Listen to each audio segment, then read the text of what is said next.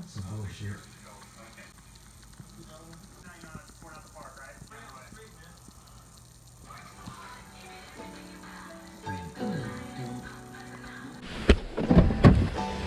Good morning, guys. It is our final day of practice for the KBF National Championship. It's about 6 a.m. We are just gassing up, getting some breakfast, and then we are off to Cattle Lake. About a 45-minute drive from where we're staying. Kind of the only good spot we've found so far. So yeah, last day of practice. It's Wednesday. Have to be off the water by 3 o'clock today. Check in at the captain's meeting, and then tomorrow the fun begins. So one more day of practice to try to figure something out or expand on what we already know. Let's go get it.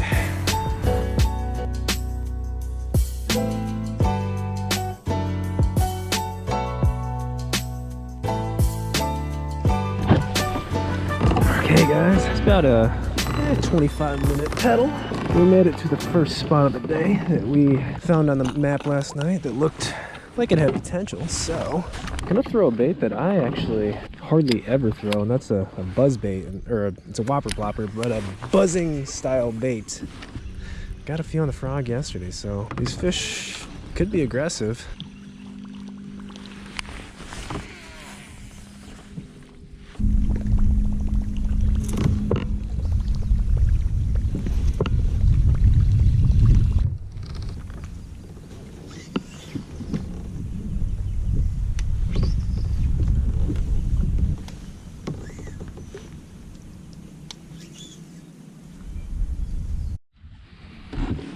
Well guys, we have officially just crossed state lines. We are now in Texas, believe it or not. Kind of cool. This lake is in both Louisiana and Texas. Let's see if the Texas side holds some bigger fish.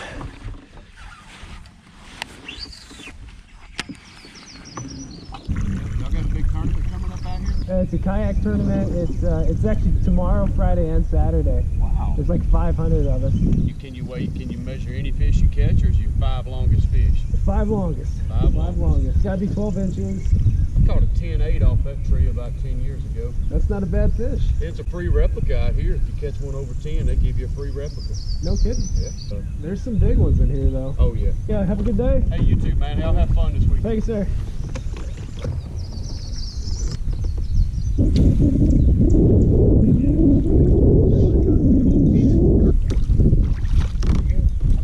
Alright, first fish of the day. I don't think he would even measure, but on the SENKO.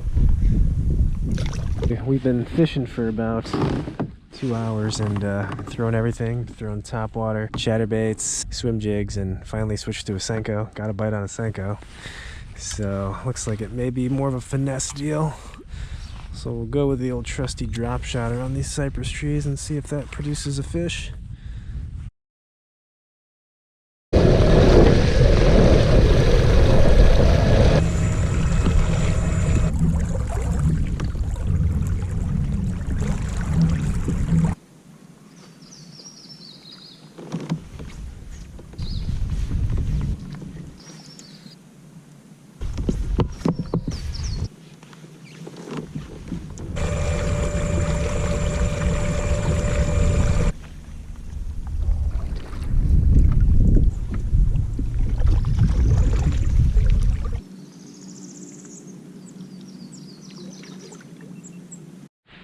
Four-pounder right there, 4-pounder.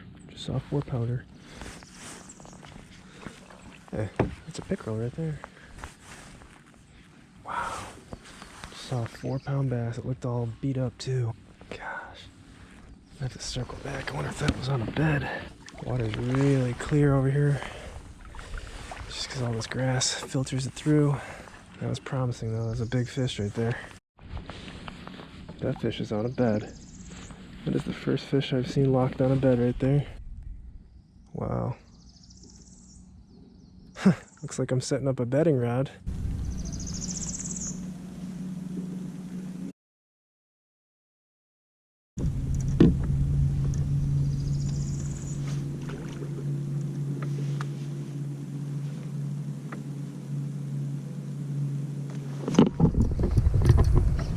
That's exactly.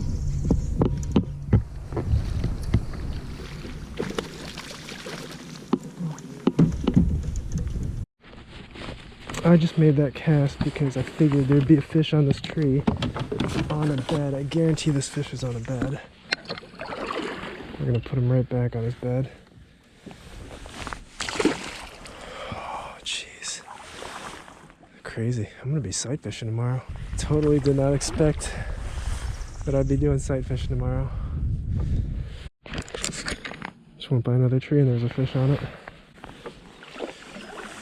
Oh, I'm excited, but I'm also not, because I'll tell you what, the 2 tournaments where I relied on bed fishing or sight fishing, I did terrible. Now I'll tell you this, and this is obvious. These fish right here on beds, even if I can get that kind of, like, get these fish off of beds, this is a 3-day tournament. That's not gonna last 3 days. So I'm definitely torn right now. I mean, I will certainly take it. I'm hoping there's still a ton of fish back here so I can blind cast them with a frog. They're clearly eating the frog when I get it over its bed. Two fish locked on that bed right there. Oh my god, that's an easy one to pick off too. They're all big too. They're all like 18 to 21 inch fish. What to do, what to do. Oh, another giant. Oh my god, that's like a 6. Holy crap. These people might have $50,000 worth of fish in their backyard.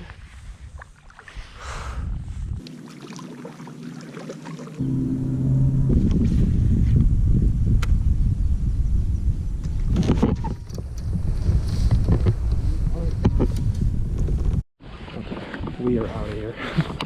There is nothing we need to hook right now. They are just loaded in this little cove right here.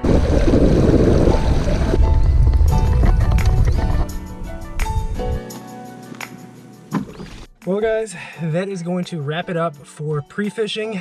No more pre-fishing. Tomorrow's game day. Start of the KBF National Championship Day 1.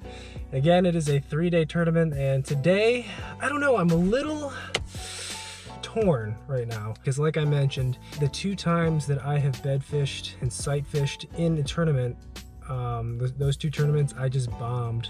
Fish would not cooperate. I spent too much time on a fish. Some of the fish moved, some of the fish were already caught. I just don't think it's a great strategy, and especially for a 3-day tournament. That being said, there were a ton of fish back there. There were, you know, a fish or 2 on almost every tree back there. I mean, if I were to guess, there's probably 40 or 50 fish spawning back there. So with those numbers, assuming I'm the only one back there, which I don't think is the case, there might be enough fish for 3 days. The one thing that I really do like is I think I found a pattern, a very odd pattern. I'm adding up the 2 days of pre-fish I had here. I had 2 fish yesterday on the frog up against the bank. Wait, sir, come back to me on tournament back. I was pretty sure all these fish were done spawning. I think we're wrong. I think these are fish that are, I think the fish are spawning right now. They are on beds. I think the reason the bite has been so tough, can't get a jig bite, can't get a chatterbait bite, can't get a crankbait bite, is because these fish are locked on these cypress trees, and the only thing that'll get bites are baits that you pretty much dangle in front of their face, as well as a frog. Seem to be wanting a frog, or they just get so agitated that when I put a frog over their bed, over top of them, they attack. And I will say this has happened one other time to me. This happened one time about 2.5 years ago, 3 years ago, in Lake Palestine in Texas for a tournament. I found a frog bite. The big bite of the day was on a frog, but that fish was on a bed. Actually, I'm gonna replay this clip for you. Basically what happens is I find a fish that just keeps missing my frog. I think I threw 6 times, missed it 5, and I caught it on the 6th cast. But I'm gonna replay that clip for you guys right now just so you can see.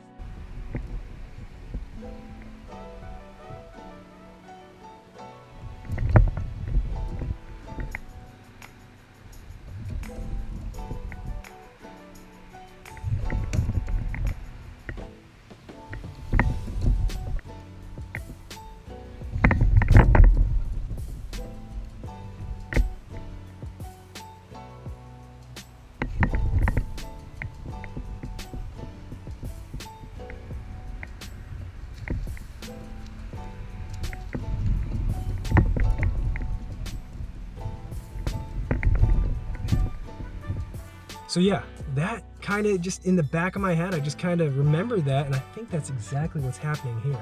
And I hope this is what's happening here for the next 3 days, because honestly, tomorrow, I am going to set up a bedding rod, like a sight fishing rod, get my warmouth out. I'm going to actually go to Walmart and pick up an anchor.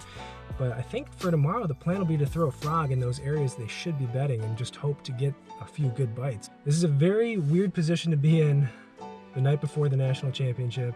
I know I'm going back there no matter what. It's just, there's a lot of what ifs. I saw a couple fish back there that were around 7-8 pounds. So that is what happened today. That is going to conclude my pre-fish. It'll be an interesting tournament, that's for sure. But that is going to do it for the video. That is going to wrap up the practice tonight. Like I said, got some things to do. Got to go to check-in, get the identifier, go over all the rules, all that stuff. But tomorrow is the first day of the tournament. That'll be the next video. Thank you guys for watching. Hope you're enjoying this series still. It has been a fun time down here in Louisiana. So hopefully in the next video, first day of the tournament, we'll catch some Caddo Lake giants. All right, guys, later.